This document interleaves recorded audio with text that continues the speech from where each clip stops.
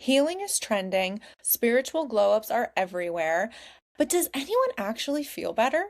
Today, we're unpacking assumptions, calling out performative healing, and hearing from Jessica, the creator of Aruka Therapy, someone who took the time to study, learn, and create this unique program you're about to discover. Just a friendly reminder, I'm not a therapist, psychologist, or expert in human behavior. This is a judgment-free assumption checking zone. Take what resonates and leave the rest. I am so excited to bring you this week's guest. First of all, I love chatting with fellow entrepreneurs, and what she has created is something that is so special, and I'm really excited for you guys to all learn about it.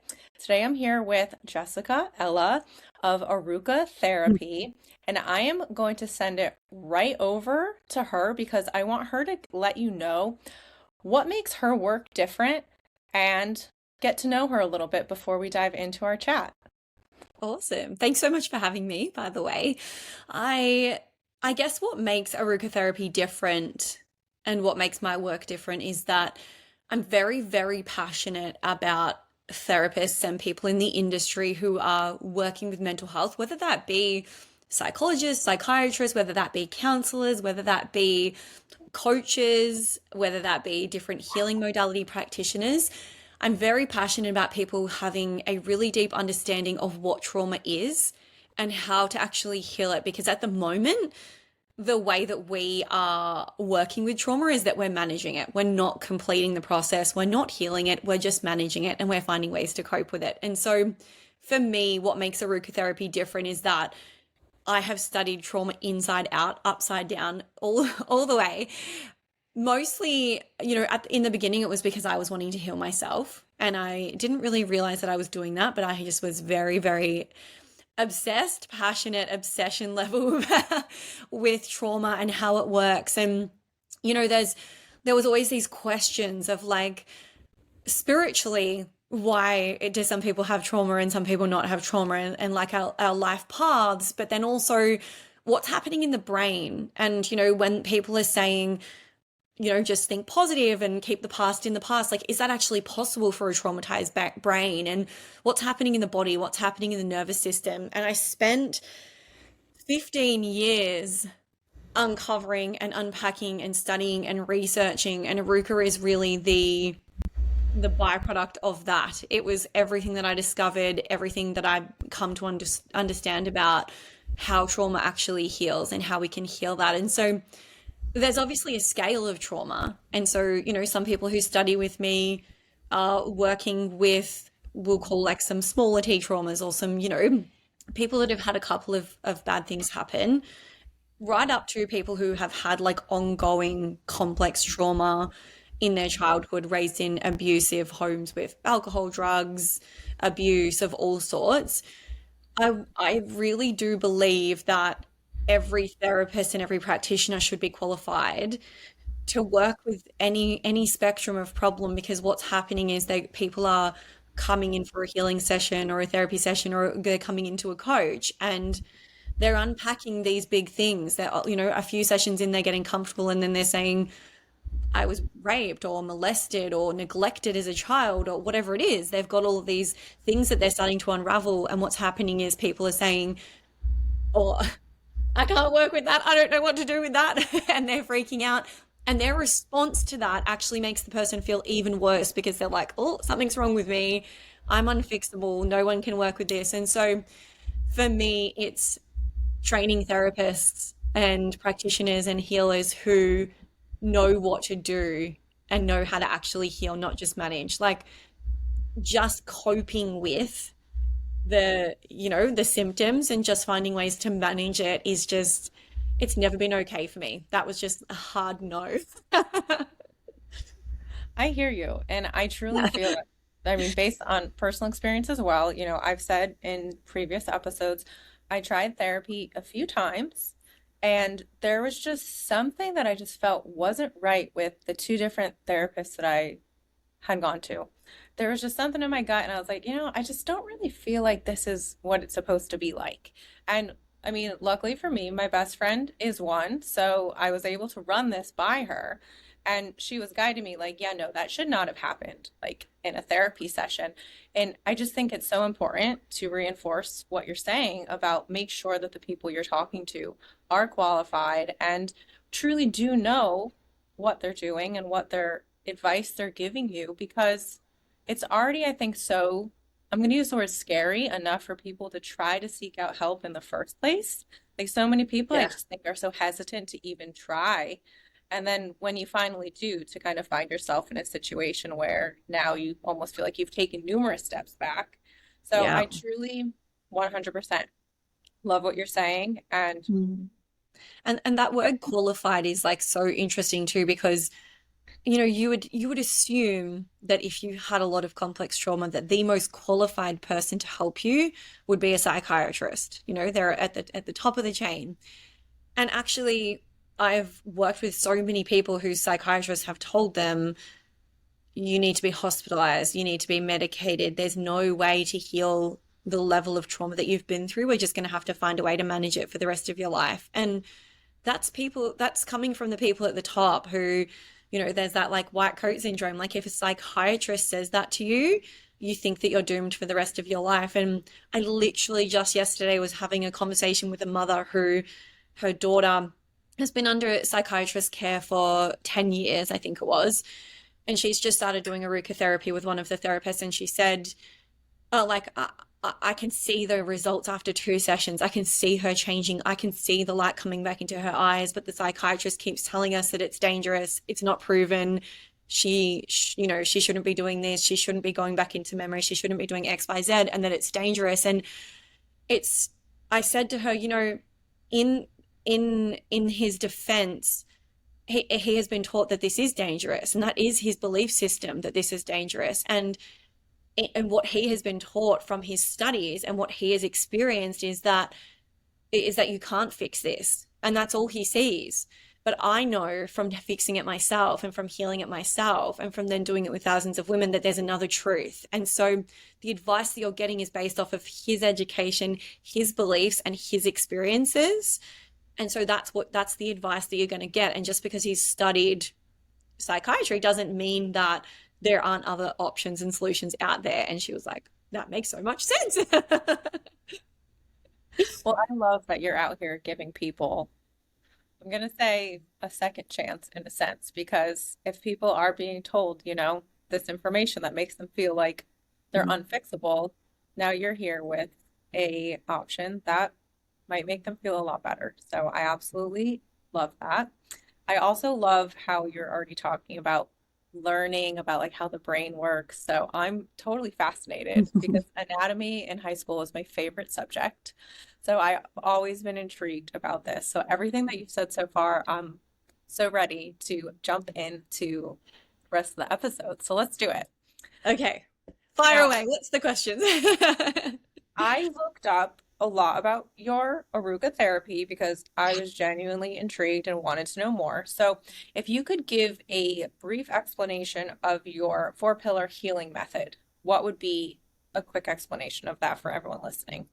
Yeah, so I guess the four pillars came from that I studied so many things individually, and my method was that I would try a modality or try a practice or try a type of healing, and if I had a profound shift, I would go and study it, and I would understand what it is and how it works. And the four pillars really came from me. I guess I say like completing the circle, in that I would start to study things and realize I already know that. Oh, yeah, that's just somatics. Oh, yeah, that's just working on the body. That's just regulating the nervous system. Oh, yeah, that's bilateral stimulation. Oh, yeah, that's.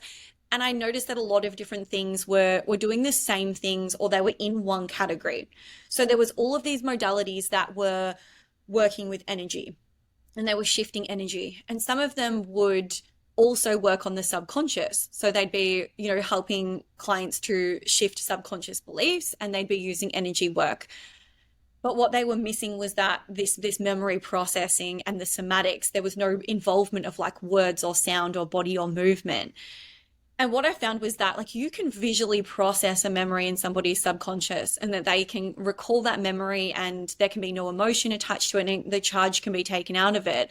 But their nervous system and their body still wakes up every day thinking that it's current because you haven't released it from the nervous system or the body somatically. And so I started to realize that people were having profound shifts with somatics, and they were having profound shifts with subconscious and profound shifts with energetics and with memory processing.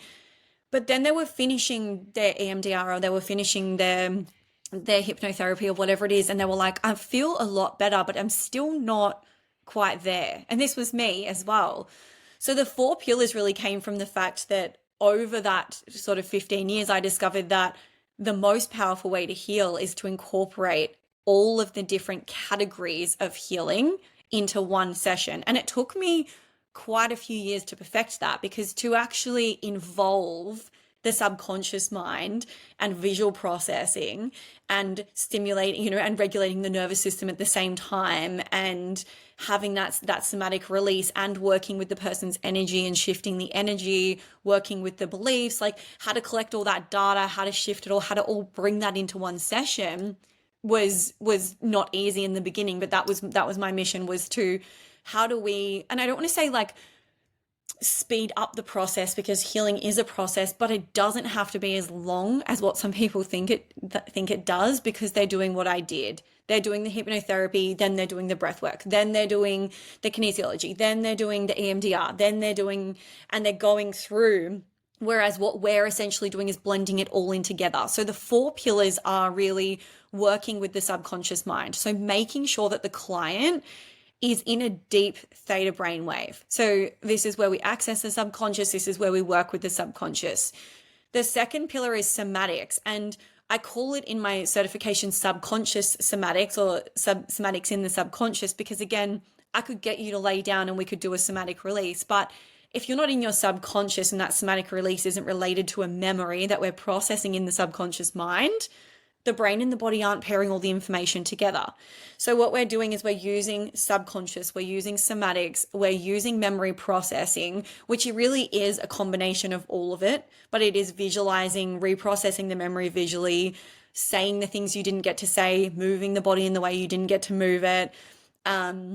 And creating, taking your child out of that memory, or your teenage self, whatever age you are, taking it out of that memory, taking you to a safe place, giving your inner child that love and that protection, those things that they didn't need, but not just in a visual way. A lot of modalities would focus on, you're imagining it, you're imagining that you're doing it. I'm getting my clients to say, she's here now, I've got her here, and they're talking to her out loud, and they're hugging her, and when they're hugging her, they're actually hugging themselves, and they're moving their body, and they're releasing the words from their body, from somatically, like they're letting it out.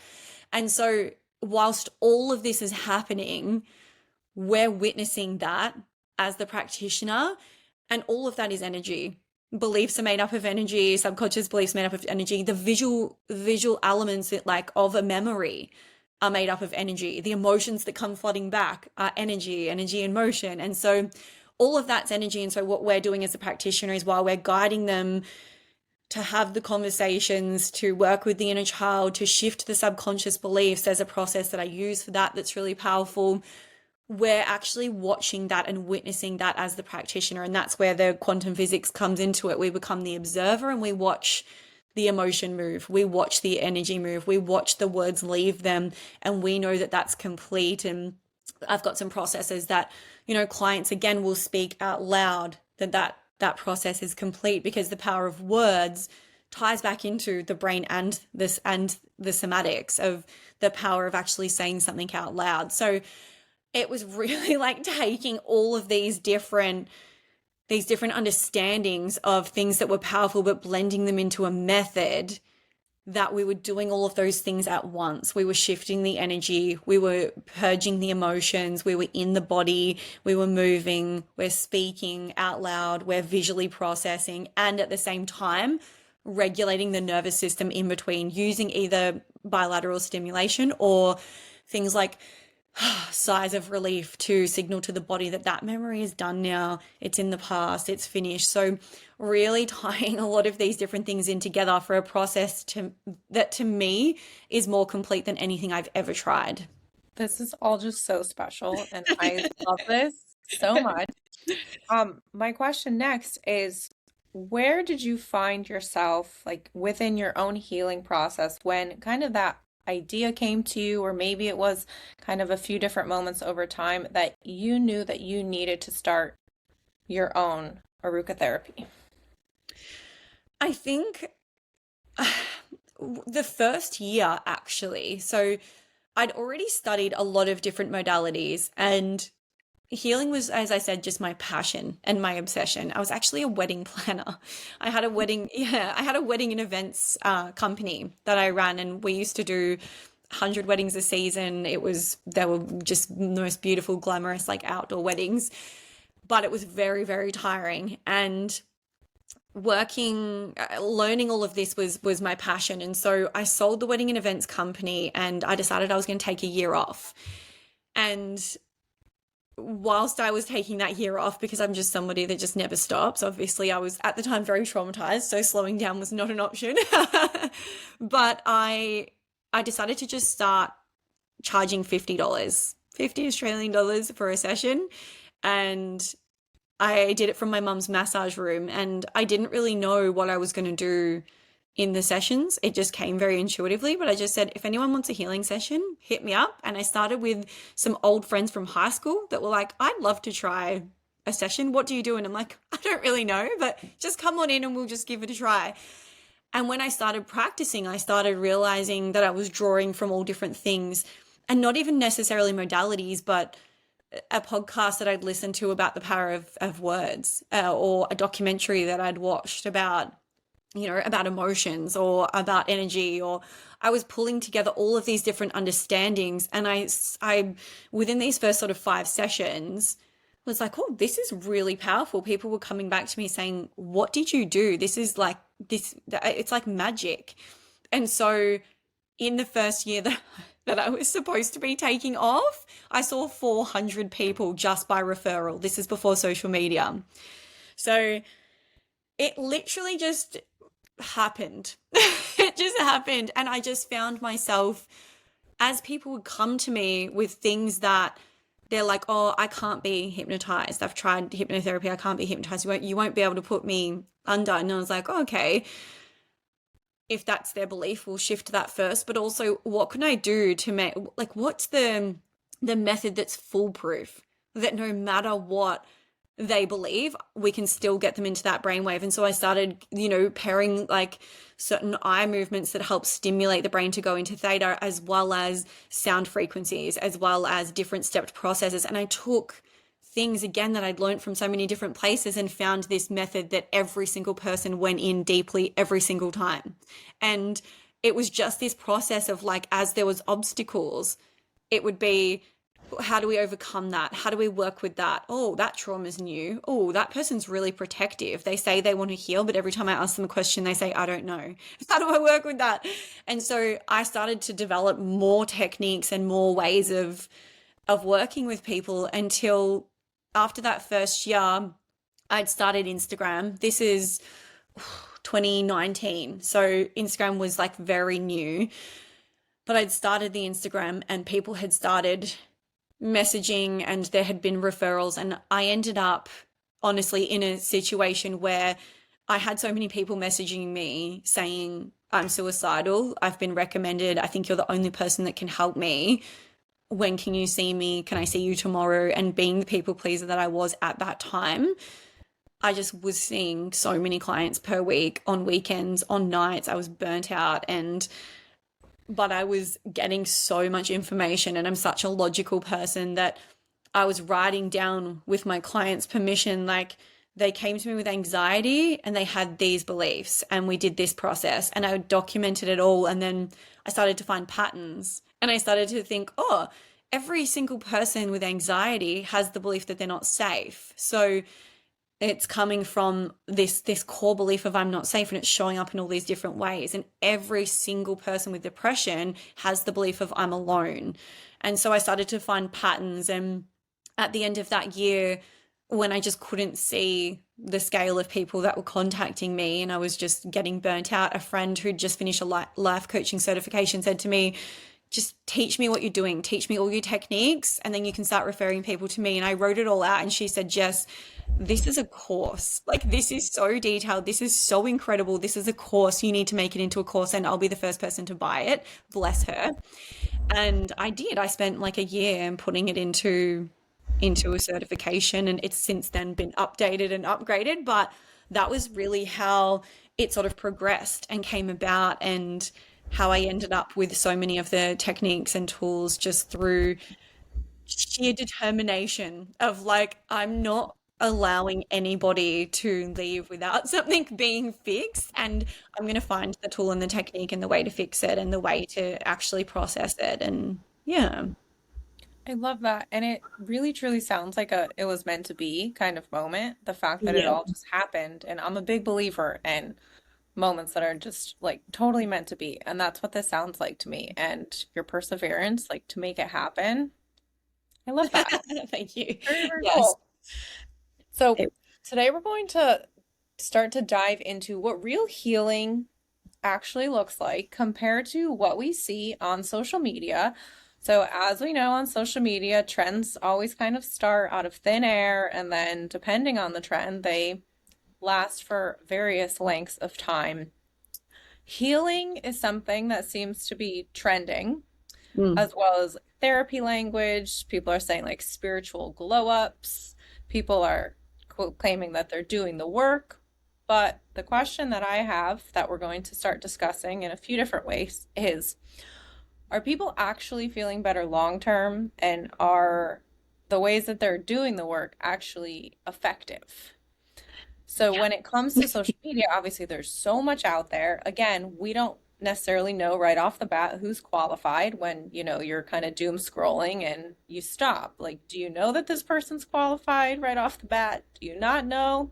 Mm. So, what are your thoughts on healing culture? Why maybe it's exploded recently on social media?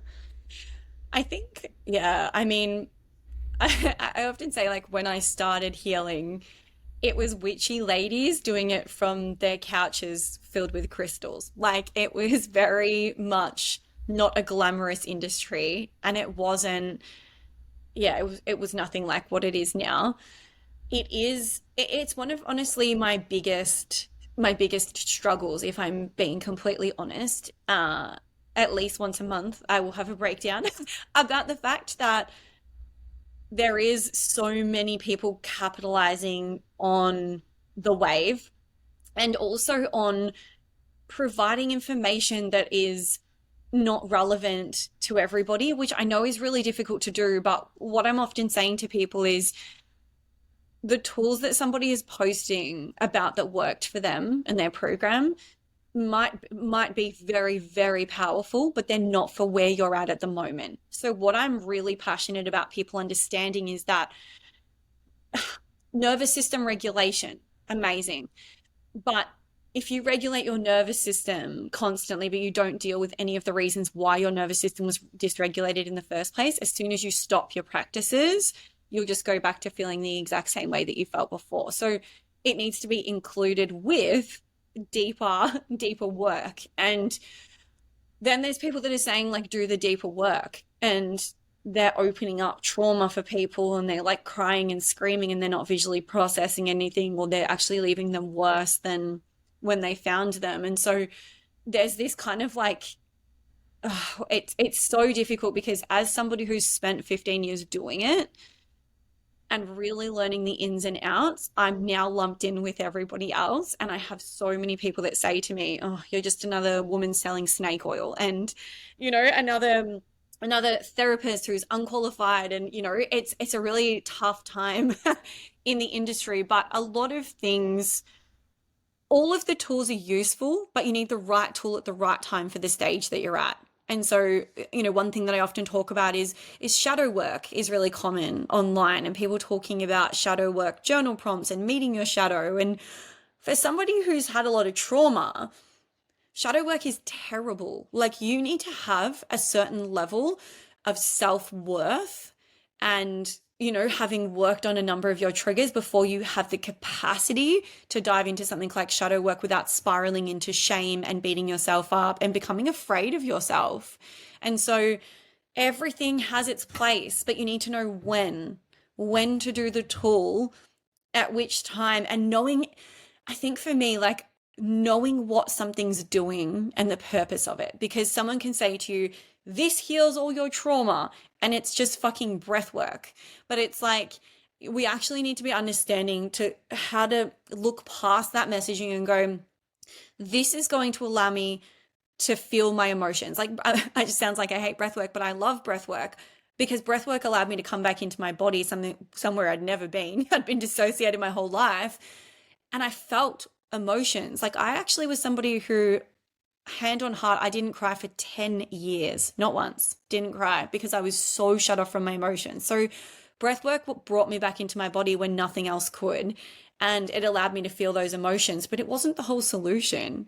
I still had to process the memories that came up. I still had to visually process them. I still had to regulate my nervous system. I still had to uncover the subconscious beliefs that were in those memories that were wrapped up in my identity, because your identity doesn't change from breath work. You don't feel your emotions and have an identity shift. Like, that's your brain, that's your subconscious. So I'm so passionate about trying to educate people around, all the tools are great, but know what they're good for. And don't think that they're the solution to everything, because people just get stuck on one thing. And this is where, everyone's selling something.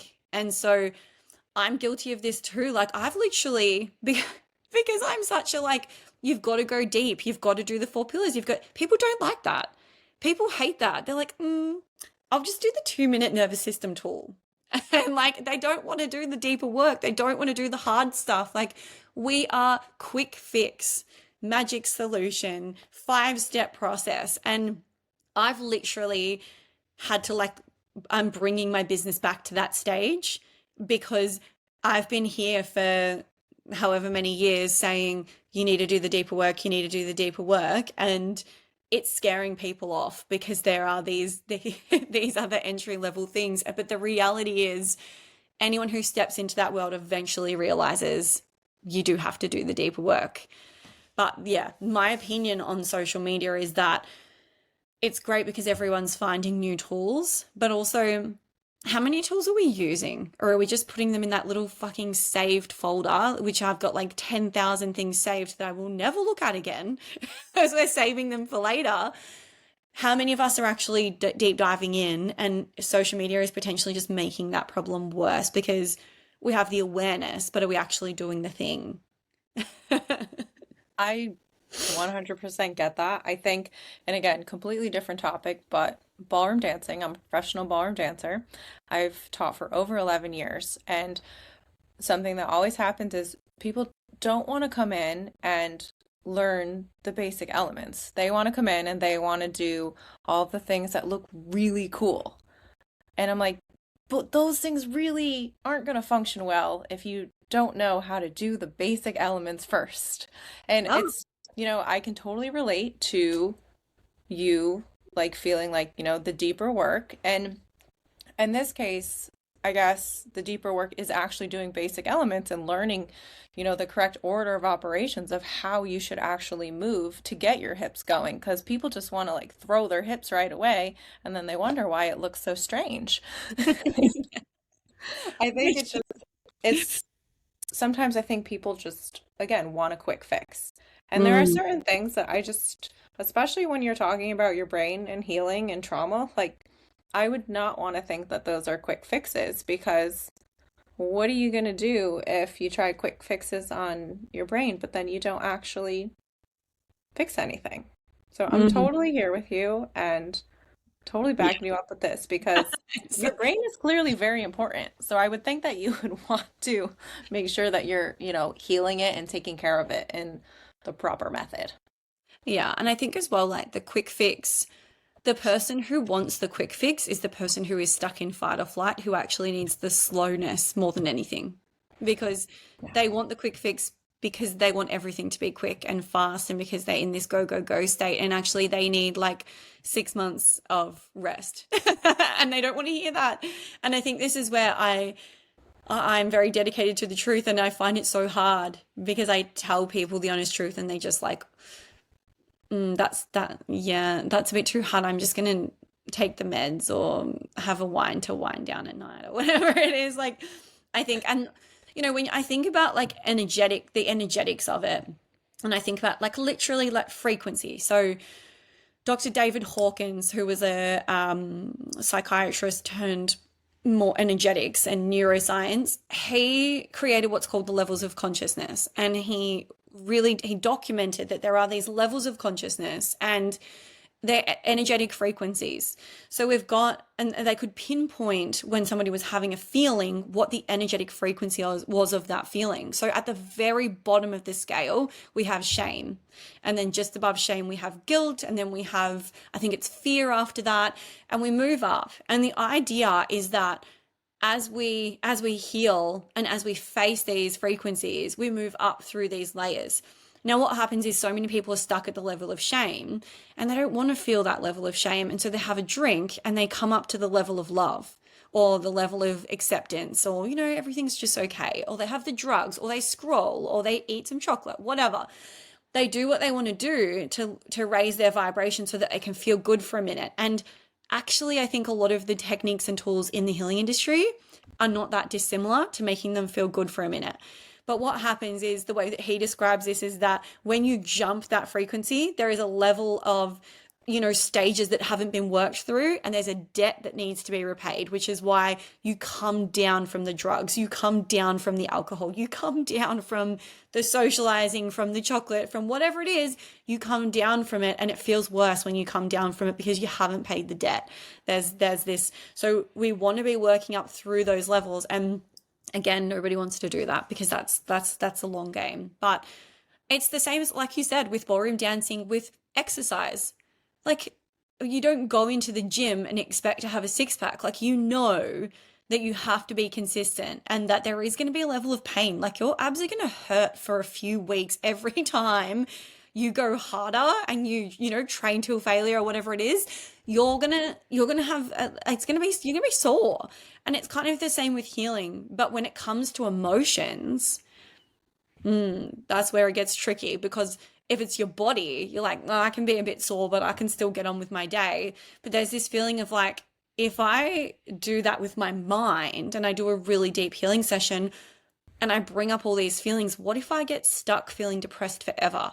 What if I get into a spiral of sadness? What if I go into a dark hole? What if I just bring up all this rage and I'm just raging and no one wants to be around me? And when it comes to emotions, it's just like this really sticky point, because people are like, oh, I don't want to feel, I'm afraid of getting stuck there. I'm afraid of the pain, that pain. We can do the physical pain, but the emotional pain, everyone's like, oh, no, thank you. And I think that's because we haven't been taught what emotional pain is and what emotions are, and actually how they can't actually really hurt us if we know how to work with them. It's true. And I think, I mean, yeah, like educating people on this is very important. And I think to a certain extent, maybe ego kind of gets in the way sometimes too when it comes to emotions and feeling like it's okay to cry, like it's Oh, yeah. okay to let it out, you know? But to each their own. And I think that this is a very important episode for people to, even maybe if they're feeling like resistant about it, maybe this is a conversation that could help to take down some of the resistance. Maybe not completely, but a little bit. Yeah, I think as well, like, people are starting to realize that the emotions that you don't feel and that you numb, and each time you skip those levels of consciousness, there is that debt to be repaid, which also means that the shame didn't go away, it stayed there. And each time you feel it, it's building and building. And people are starting to realize that it does build and that it gets worse and worse over time. And so there is this level of like people starting to understand, okay, I do need to learn how to feel my emotions. But again, this is where the whole social media thing comes back into play, because it's like you can find 50 people in one day, if you get on a good algorithm, telling you how to feel your emotions that are completely contradicting. So it's really confusing because people are like, wait, you do feel your emotions? Oh no, someone said that you only have an emotion only lasts technically for I don't know how many seconds, but I've seen this thing saying an emotion only lasts for this many seconds. After that, it's just performative. And so then they'll feel like they're performing if it's after that. And someone else says emotions aren't real. Emotions are just sensations. You've just got to feel the sensations. You don't need to worry about the emotions. So many informations. And it's just, of course, people are so confused. There's just this influx of information, and a lot of it is true, but is it relevant to them at that time? Because for someone who's never felt their emotions, being dramatic and like really feeling the emotions for a long period of time is actually so healing. And that's where I talk about leaning into the opposite. If you're somebody who's always emotional, it's actually going to be good for you to just focus on sensation and to just bring it back down to the sensations and not so much the what if and the why and the poor me and life sucks, and getting control of the thoughts and bringing it back to a sensation and a feeling and allowing the sensation to actually move is very productive. And they need to do that for a period of time before they can land in the middle where they go, that actually really hurts. I'm going to have a bit of a cry, or that can just be released. And on the opposite side of the spectrum, somebody who never cries, who never yells or never lets any emotion out, is going to need to spend a period of time getting so comfortable with crying and with yelling and with allowing all this emotion to move before they can come back to the middle where they'll have just like a relevant response to a human experience, is what I normally say. Is like, someone passes away, that's normal to be sad. It's normal to grieve. It's normal to cry. And we have appropriate responses to different life situations, whereas these people on this hand have hysterical responses and these people have a completely dissociated response. So we got to lean really far the opposite direction until we can find that balance. And so people's just giving you generic advice on the internet is not relevant to where you're at. Because if I was somebody who had never felt my emotions before and someone's like, oh, you don't need to, that's indulgent, that's this, that's that, I'd be like, yes, great, I don't have to do that. And I'd never actually heal, because that advice is for these people over here who are too maybe emotional. It's not for the people who are dissociated. So I say it all the time on my stories. I feel like people get sick of it, but I'm always like, think about where you're at and which part of you is being validated by that information, and whether it's actually healing or whether it's you continuing to bypass doing the deeper work. Where do you feel like there kind of is a difference between people who are feeling awareness and they're experiencing awareness versus embodiment and actually making that effective change?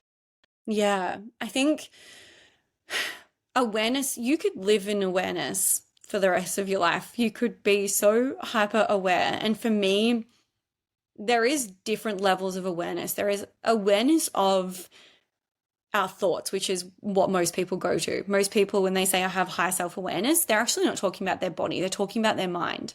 People who are highly self-aware generally are aware of why they're doing what they're doing and what they're doing and what they're thinking.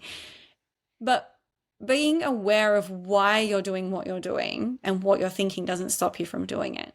So the embodiment is not just being able to go to a therapist and say, well, I know that I pull away from my partner because I'm avoidant, because my mother was avoidant and because it was modeled to me and blah, blah, blah. Awareness, amazing. Are you changing it though? Does that change anything? No. So embodiment is actually healing and making a different choice in the moment. But how do you make a different choice in the moment when you're triggered and the part of your brain that keeps time goes offline and all of a sudden you feel like you're back in the past? You can't.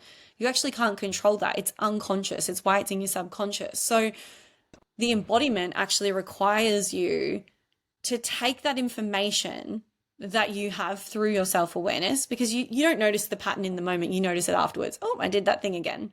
So taking that self-awareness and then looking at why did I do that? Where did I learn that? Where does that come from? And going into those deeper layers, shifting and healing so that you can start to actually embody that work.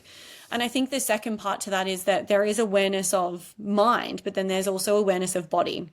And people can become really aware of their mind and of what their mind is telling them. But a lot of the time, I'm sure you've heard this statistic that 80% of information is sent from body to mind and not the other way around. So 20% is actually sent from brain and from thought and from belief down to the body. But most of the time, it's the body educating the mind or the body alerting the mind, especially from the brain stem. So if we've had a lot of different trauma in our life and we have like a chronic shock response and we get startled easily, or we're just always in fight or flight because our body's just learned to be like that, our mind will actually start to try and figure out what the problem is, and it will give us thoughts and it will give us catastrophizing thoughts and problems.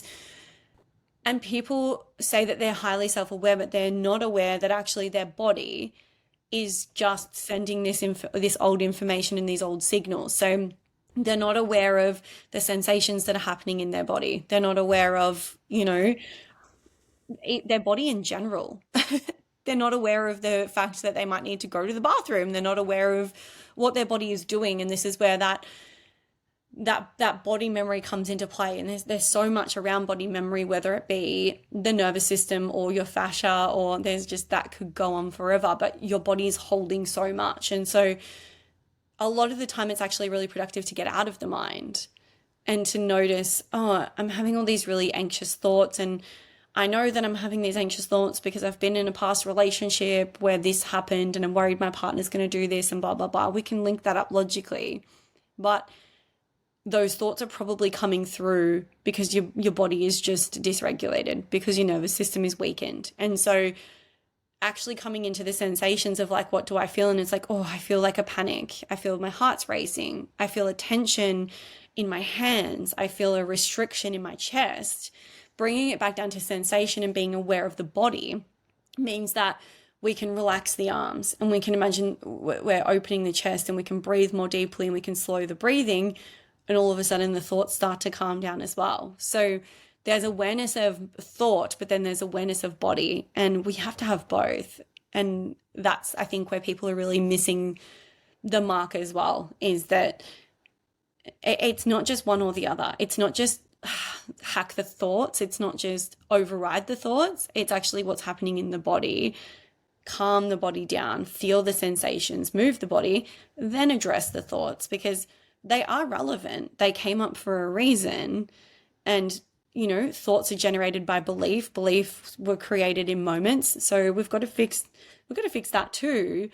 But it's not necessary for us to be analyzing constantly every thought that we're having and where it comes from, because that's also just indulging in that chaos.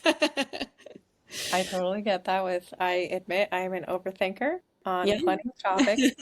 Something that I've personally like to do is I kind of get this sense like, okay, like I'm aware that the overthinking is about to begin. And then I like to jump into my sauna blanket. So that way I don't let myself think about it while I'm in the sauna blanket. I can get really hot, really sweaty, and then when I come out, I'm like, okay, is this even bothering me anymore? I And love then, that. I don't know. That's something that I started doing that has kind of, helped me to get out of the overthinking mode. But when you talk about, overanalyzing, I'm your Hmm. girl. I think there's a really good saying as well, which is that they say overthink, if you're overthinking, you're underfeeling. And so to stop a thought spiral, you feel whatever it is that the thought spiral is allowing you to ignore or override, because the thoughts are stopping you from feeling a feeling or a sensation. Sometimes it's a literal emotion, and sometimes it's actually a sensation. And something that I learned recently, which is really cool, is that shock and horror. So any moments where we like we have like a shock, or we go into shock, or we have this like horrified feeling, that gets stored in our brainstem, and it's always trying to release itself. And what happens is the more moments of shock we've had, the more frequently our brainstem is trying to release that shock. And what that feels like is a feeling of intense anxiety. And what happens is people feel that shock feeling go through their body, and then their brain starts to catastrophize with this overthinking. But actually, what I've found really productive is laying down and focusing in on the feeling of shock, the sensations like, whoa, my hands are like really tingling right now. My arms feel so heavy, and no emotion in it, just the sensations.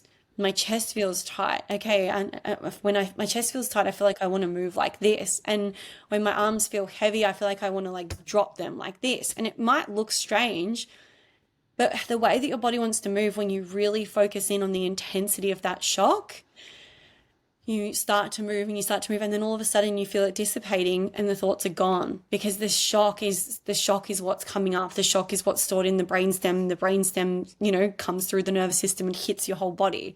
So actually our body is always trying to heal, as we know and we've heard. Sometimes it feels like it's against us, but it's actually trying to heal that shock by bringing it up. But if we don't take the time to lay down and allow those sensations to intensify but also move through us, we just spiral into thought and try and fix it with our mind. And the brain's really good at hijacking that process, and it just keeps us in the shock. Definitely something that a quick fix will not be the solution for.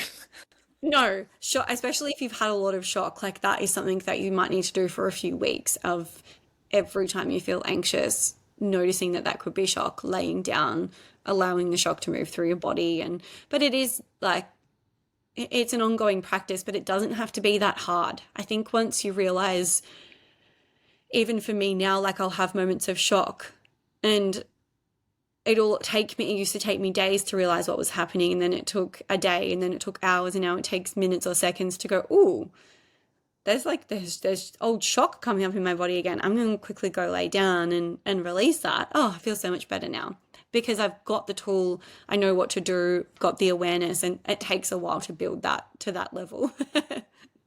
Consistency is key, though. So I think that that's also important. And also for people to hear that, you yourself still have these moments because you're human. 100%. And I think old shock, like I've had thousands of moments of shock. And so I think, of course, there's going to be it. And, our body remembers dates. We have body memories. We have like traumatic memories stored in our body. So sometimes I'll have shock, and then I'll be like, oh, this is exactly 6 years ago, the day that I cut my father out of my life and had a panic attack. And like the shock comes up on the exact day, and I don't even notice until something just, coincidentally reminds me that it's the exact day of the year. And so our bodies do have this memory, and shock can come up on 1 year and you release it and then that's gone. But, when you've got hundreds of traumatic memories, I think it's going to take a little minute. Yeah. So she's probably talking to other guys is all about assumptions that people make. So I'm going to go through a few assumptions with you.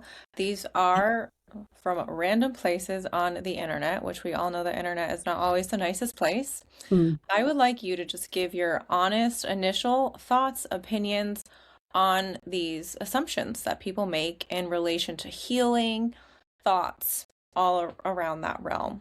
All right. Right. So number one is if you created a healing method, you must be fully healed. Yeah.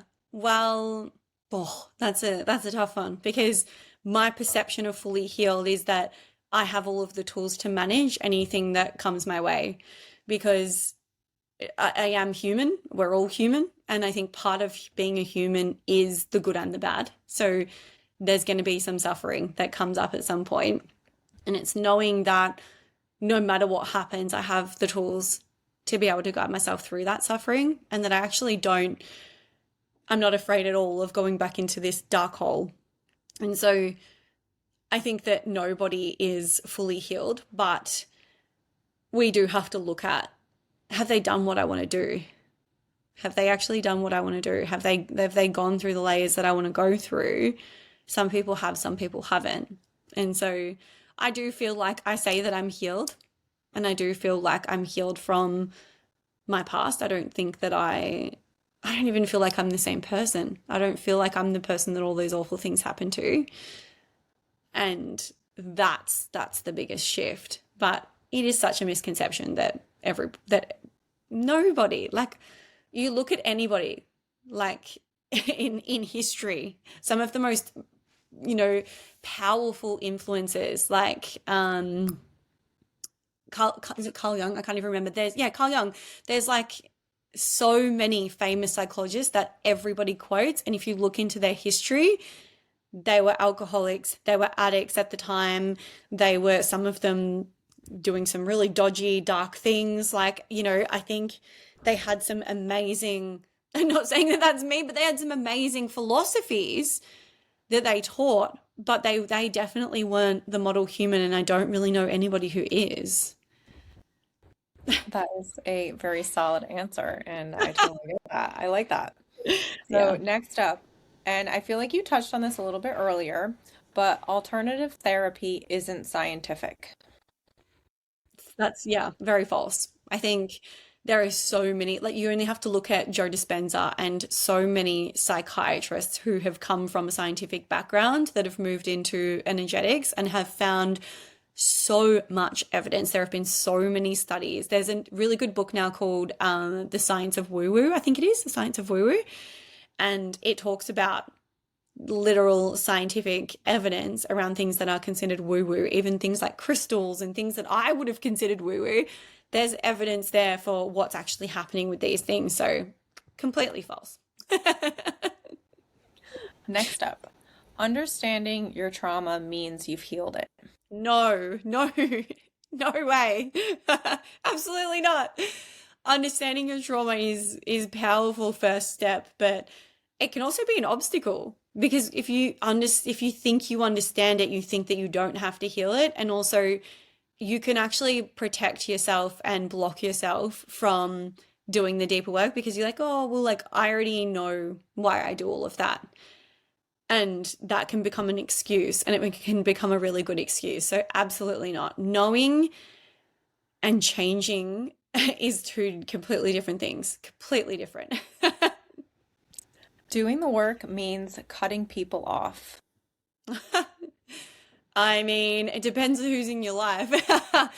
I think that spirituality would tell you that, and beautiful teachers like Ram Dass would teach you that the work is all internal, and that if you are spiritually inclined, and if you are spiritually elevated, that it shouldn't matter who you're around, that you should be able to love and accept everyone exactly as they are. But in saying that, I think there's a fine line between the spirituality and the materialistic slash real world, because, or the human world, as I say, we've got spirituality and the human side.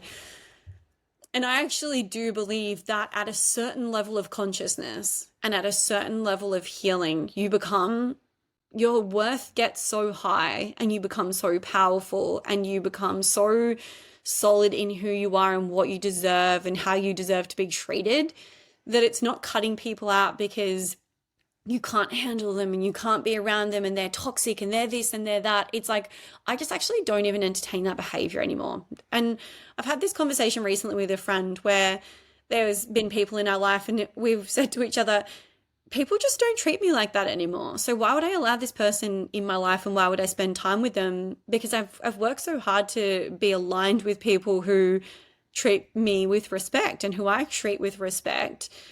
That behavior just feels so out of alignment with who I am and what I'm going to bring into my life. And so it doesn't mean that we hate the person. It doesn't mean that we want revenge. It doesn't mean that we tell them that we're cutting them out and we make it this big deal and it's all drama.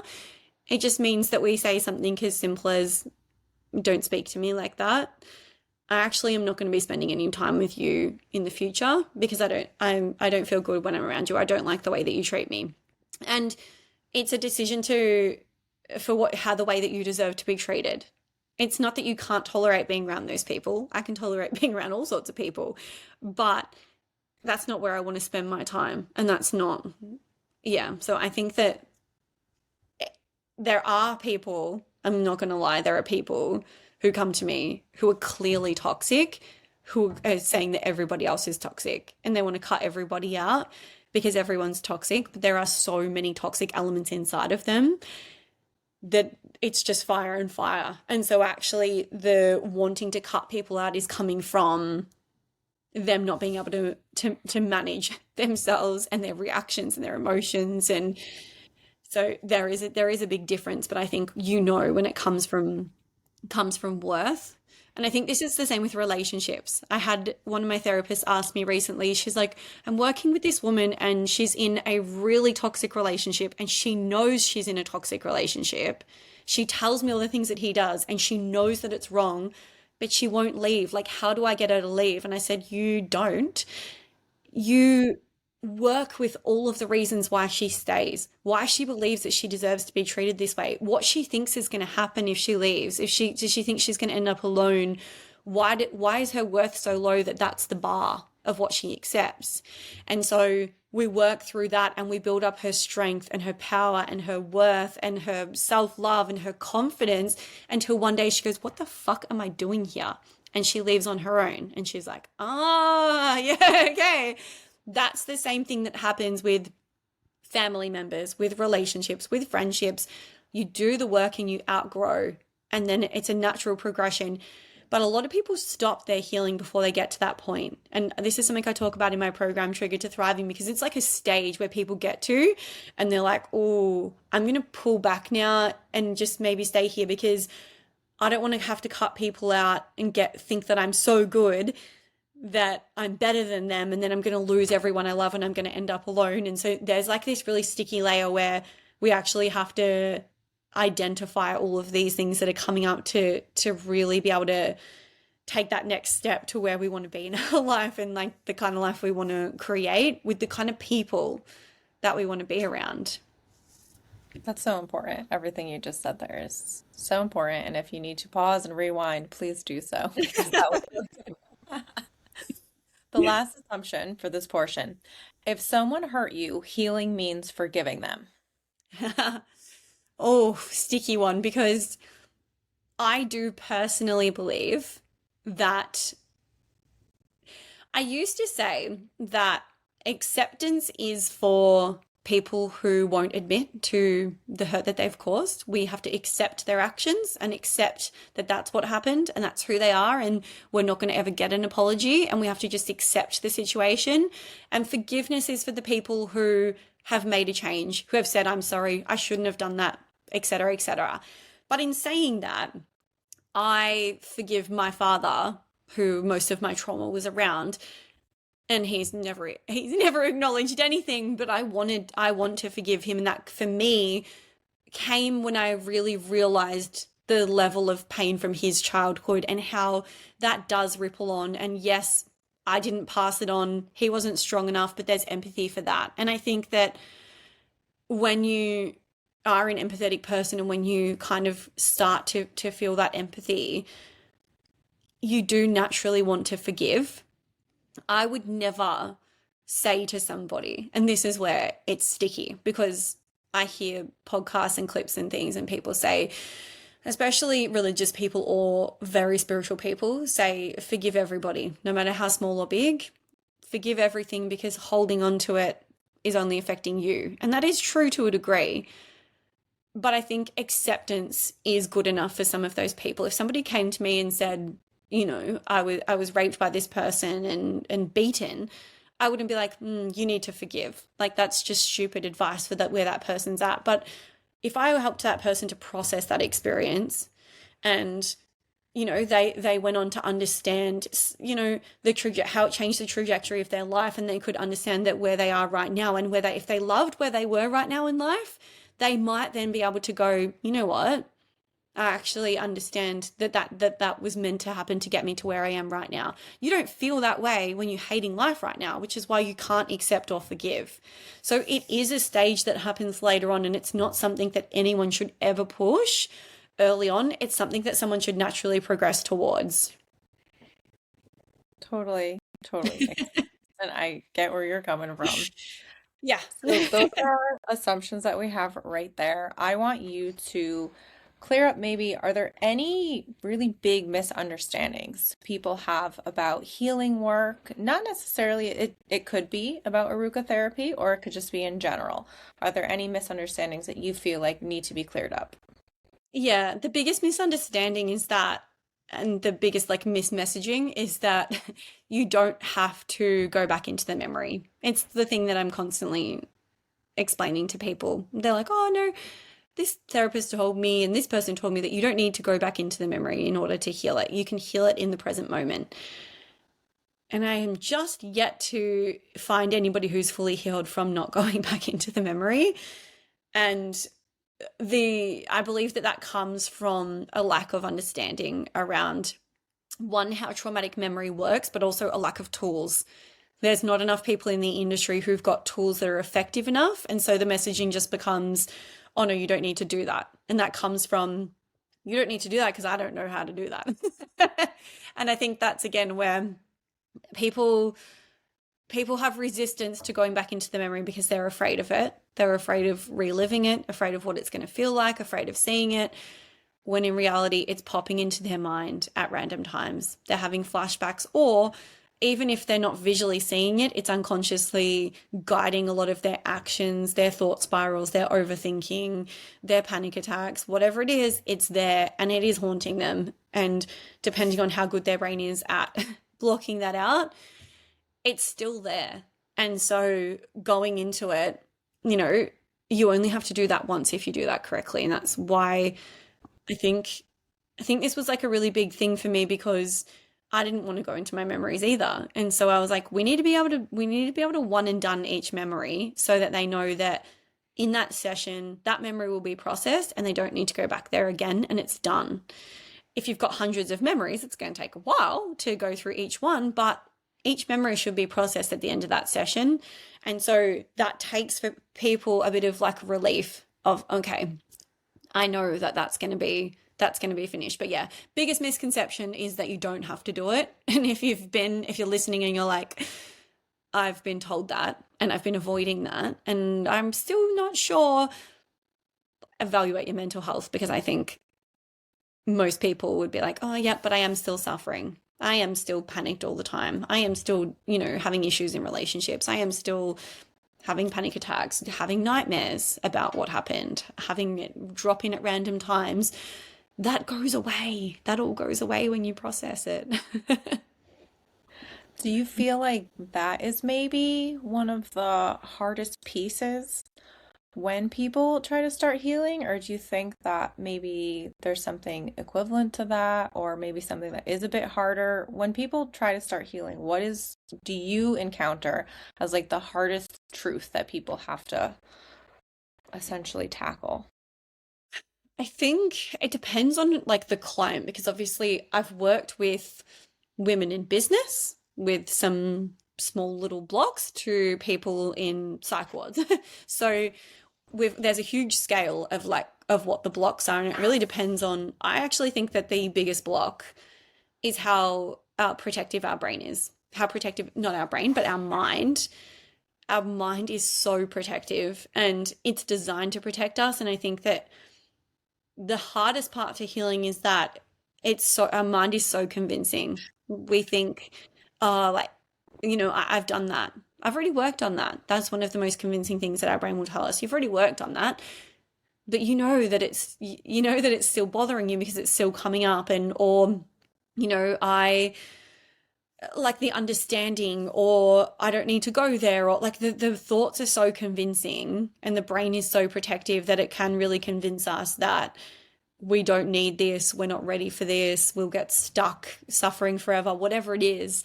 The brain is so protective. And I think that is really, at the end of the day, the biggest obstacle for anybody actually healing, no matter what it is. But definitely that the memory processing as well. It is one of the, it's, and I'm a hypocrite in that too, because I had memories that I was just holding on to for a long time, from them resurfacing for 9 months of like of flashbacks and living terribly and just not wanting to do it. And I knew what I needed to do.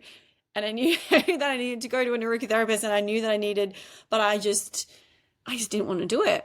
I just didn't want to go back into it. I just didn't, just was like, I don't have the time. I just can't be bothered. And I knew that I was protecting myself, but I have such high self-awareness that I knew that, but I also didn't know that, because I always thought I could convince myself I was fine.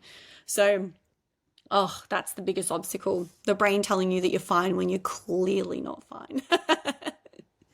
I imagine that's a very common experience that a lot of people do also go through as well. So I don't think anyone's really alone when it comes to this topic, to be quite honest. There's so many people that I think can benefit from not only this conversation, but kind of exploring their own healing journey and maybe discovering things that they truly didn't know that Mm, they needed to heal from.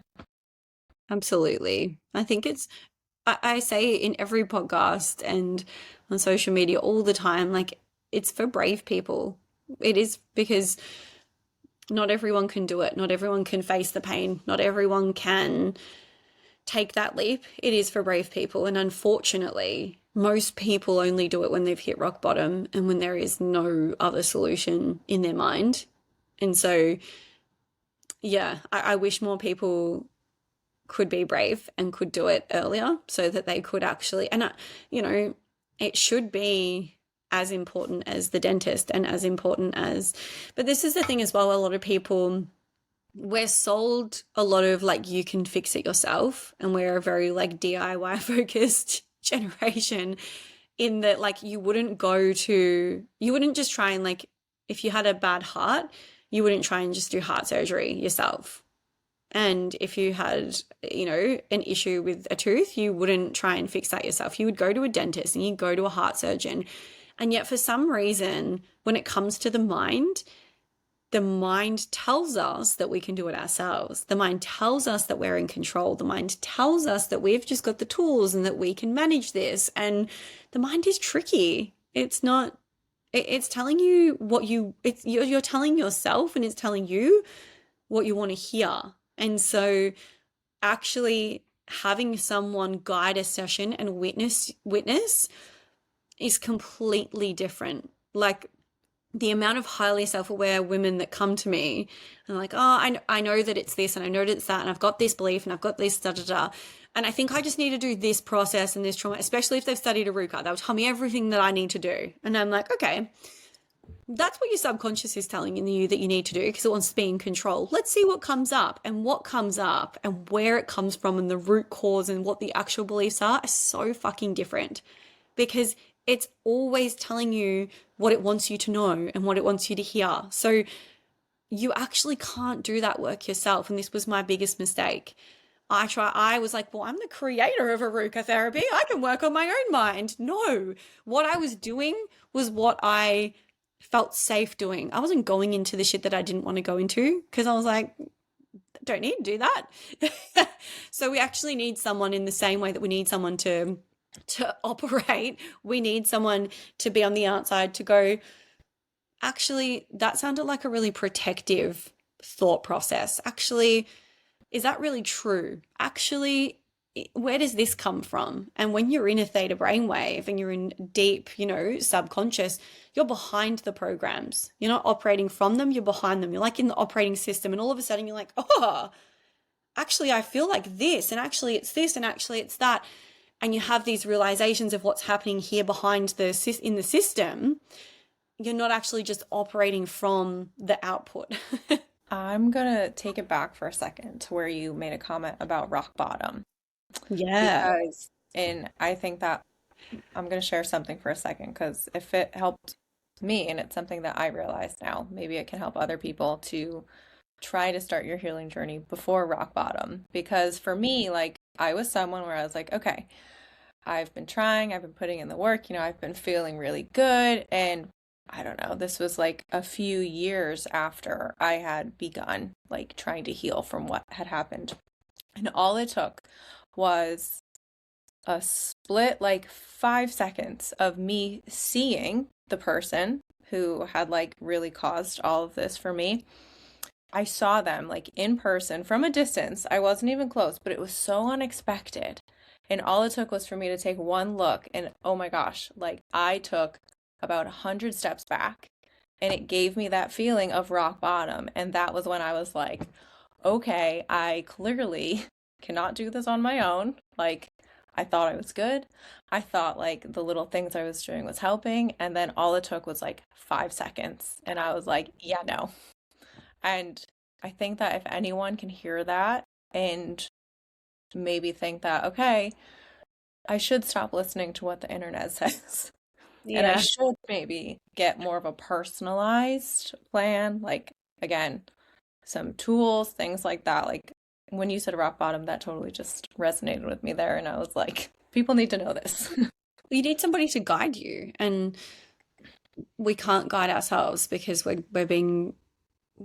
essentially being guided by our wounds, by our past experiences. Like the brain is always taking past experiences and filtering them through our mind, and our perception of the current world is made up of our past experiences. There's millions of bits of information coming in per second, and what your brain's going to focus on is going to be relevant to what's happened in the past, because that's your blueprint. And so if we're constantly running it through the past, we're constantly having these triggers and these activations, and we actually have to go back there and change it in order to feel a new way in the present. And obviously, like, seeing somebody from the past is always intense. I would say that happened for you to see that you needed to go deeper, for you to see that, the current way that you'd been healing hadn't gone deep enough, and that it's, I think those things happen for a reason as well. And yeah, I just, like you said, I wish people didn't have to hit rock bottom before they looked for help. And I don't think they are, but I think that what they're looking for is suited to the quick fix and the easeability and fitting into the busy lifestyle. Yeah, and to kind of tap into the, again, it kind of happened for a reason moment. Like, again, now that I've put that behind me and I'm like, we're good, we're sailing on and the work is continuing.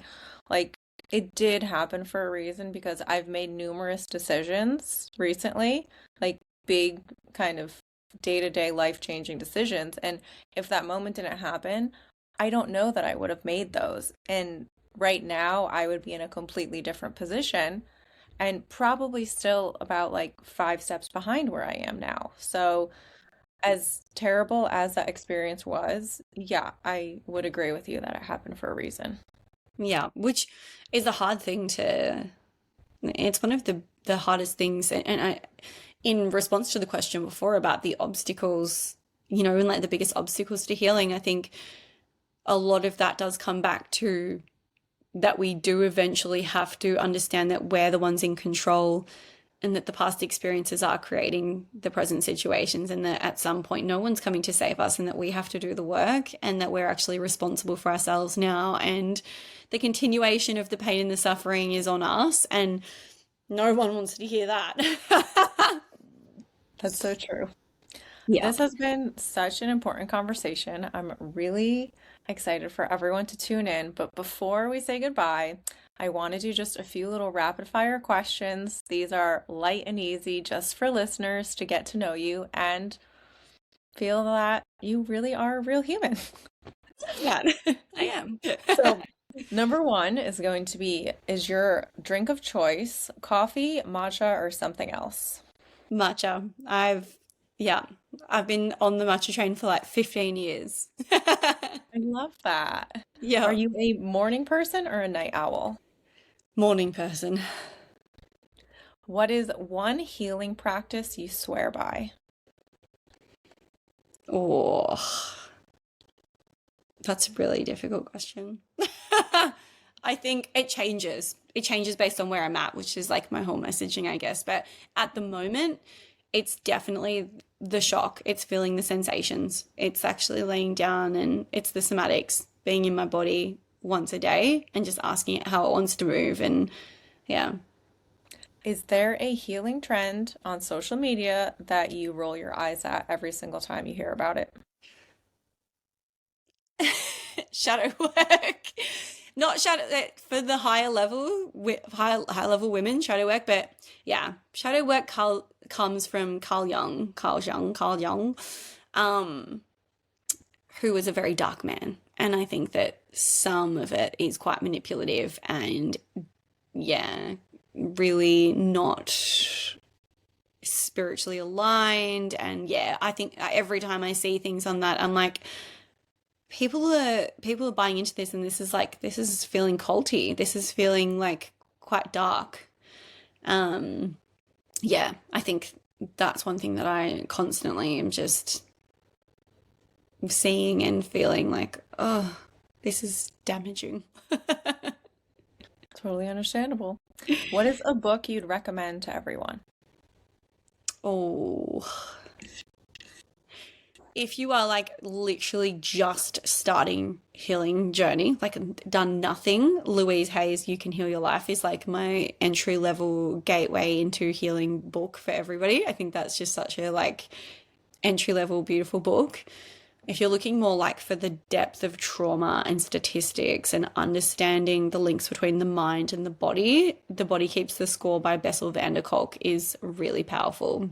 I use that, reference that. I've done training with him in person, and yeah, that's like a really powerful book around trauma, definitely. And then I mentioned as well Dr. David Hawkins' book, Levels of Consciousness. That's really cool for like tying in that scientific with the energetics and like that scale of consciousness and having somewhere to like, I love that, like having somewhere to move from. You're like, okay, I'm stuck at shame and knowing where you're going to. Cause it's like after I move out of shame, there's going to be guilt and I'm going to have to feel all that guilt. But after that, there's going to be grief and then there's going to be fear. And knowing what's coming next, I think is like, and it is very accurate. So that's another really good one. That's three, sorry, not one. That's okay. I'm actually glad that you reminded me of that because I was very intrigued when you were talking about the levels. So I feel like that is a book that I am going to be checking out for sure. Yeah. And again, I'm so passionate about like the right book at the right time. Like if you've not done any healing work ever before and you picked up The Body Keeps the Score, it would be the hardest read. It's only for people that have got high self-awareness, that have maybe had a lot of trauma, that are overthinking, like that's the perfect book for them. Louise Hay's book is just like the most beautiful, colorful, pretty entry level book for anybody. So it's about where you're at. Love that. I mean, I hope you take days off now. We talked about how you were a real go-getter before. When you take a day off or take some time to yourself, what's an activity that you always love? Pilates. I love reformer Pilates. So, and walking outside. I live on the Mornington Peninsula in Victoria in Australia, and it's just stunning. We've got wine regions, we've got beautiful beaches, we've got bushland. So, like, yeah, getting outside, walking, reformer Pilates, and reading. I'm obsessed with reading, and I'm always reading a new book. I'm trying to read one book a month each year. So, Very cool. I am a Pilates girl as well. I definitely want to get into it more than I have in the past, though. So, yeah, reform what's, is fun. I find it like I feel like a kid. Like, yeah, like pulling on the ropes and like pushing on the bar. Like, I actually find it fun. I'm one where, like, when I like to work out, I like for it to be incredibly engaging and I want it to make me think. So, Yeah. Pilates is for me. I'm like, okay, am I holding my core? Am I doing this? Am I doing that? So, Yes. Yeah. I've 100%. always loved that. What's one thing people might be surprised to learn about you? I mean, the version of me that I am today is actually quite funny. Like, a lot of people don't know what my history is, and people will meet me and then like somewhere along the grapevine they'll find out about my life, my history, or they'll see something on social media from like old posts and be like, what, that's your life? Like, what, wait, what, I didn't know any of that. How were you? And yeah, I think there's a lot of people, I get a lot of people on social media as well when I talk about trauma being like, oh, what would you know about trauma? You're born into a good family and blah blah blah, and when you look healthy and happy and well, people assume that you've always been that way. So people are always so shocked to find out about my life history. And that I'm a mum. I don't really post my kids very much. And so people are often shocked that I'm a mum, and that I'm a mum to a 10-year-old and an 8-year-old, because I had them young. So, well, not super young, but 25. So people are always like, what, you're a mum? I love that. See, I learned that about you too now. Yep. What is one word you want people to associate with your work of Aruka therapy? Oh, depth. Yeah, which is like to my detriment, but also depth is just, if it's deeper than anything else I know. And if we're not going deep, we're not going at all. Like I literally have said to clients before, they're like, oh, I've got flashbacks, this, that, blah, blah, blah. And I'm like, okay, well, this is what we're going to do today. And they're like, oh, I don't really want to do that. I don't want to go back. And I'm like, that's so fine. Your problems are not going to get fixed because obviously you've tried everything else. And so this is what we have to do. But you can go if you want. We don't have to do the session today. I'm fully, but I said I can shift some beliefs and you can feel good for a couple of weeks, but the problem will keep coming back. And most of the time they're like, fuck it, all right, I'll just give it a try because I just can't do surface level. I just can't do it. Can't do it. Depth every time. Love that. The last question. So, on she's probably talking to other guys. We already talked about assumptions. So, if you had to fill in the blank of an assumption that people tend to make about you, it would be she's probably blank. Oh, I already know because it gets thrown at me all the time. Not qualified. Not qualified. She's probably not qualified. Yeah, Okay. not qualified, or she's probably not. She's probably not been through anything. People send me messages and, oh, I've been through this and this and this and this and this. And I'm like, yep, me too. Oh, okay. Oh, I didn't realize. Well, I would say that today's episode definitely debunked both of those assumptions about you. So, I love that. It was so, so nice to be able to meet you and chat with you, and I'm really excited for everyone to tune in to this episode. Thank you. And thanks for having me. It was a really good chat. I liked it. Of course, yeah, I love that. Awareness alone is not the same as growth, and just talking about healing doesn't mean the work is anywhere close to being done. Thank you to Jessica for sharing her perspective and teaching us about Aruka therapy. If this episode resonated with you, make sure to share it with someone. I know I will be sharing it with my best friend. Until next time, stay curious, question assumptions, and remember the real work isn't always pretty or aesthetic. Follow along on social media at SPTTOG Podcast. If you'd like to learn more about Jessica and the work she is doing, her handles for social media will be in the video description.